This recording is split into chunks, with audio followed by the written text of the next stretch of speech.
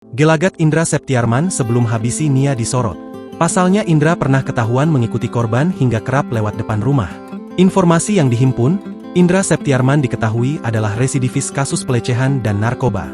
Indra Septiarman diakini adalah pemuda yang sering nongkrong di dekat TKP dan sempat membuntuti Nia Kurniasari. Saat jasad si gadis penjual gorengan yang menjadi korban dalam kasus ini ditemukan, Indra tiba-tiba menghilang. Selain itu, keluarga korban juga disebut mengenal pelaku dari wajahnya, karena sering lewat di depan rumah korban. Fakta ini satu diantaranya diungkap berdasarkan kesaksian Koordinator Tagana Padang Pariaman, Donald Debra. Menurut dia, Indra adalah pemuda yang sering nongkrong di dekat TKP.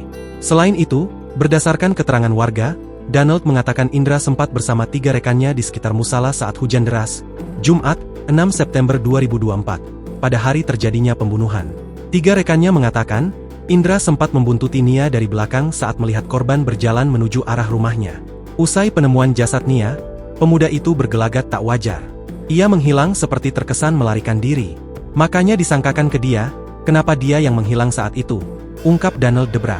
Berdasarkan laporan warga, jelas Donald, Indra merupakan pemuda yang bereputasi buruk. Pemuda ini dilaporkan sering mengganggu warga, bahkan sering terjadi pencurian. Ia yang sering dicurigai sebagai pelakunya. Terbaru, Indra Septiarman terungkap ternyata sudah 3 kali berniat meruda paksa Nia sebelum merealisasikan niatnya itu.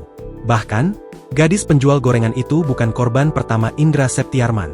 Kepada polisi, Indra Septiarman mengaku meruda paksa Nia di kawasan Kayu Tanam, Padang Pariaman.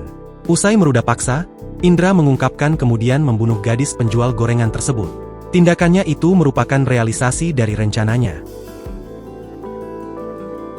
Download Tribun X sekarang, menghadirkan lokal menjadi Indonesia.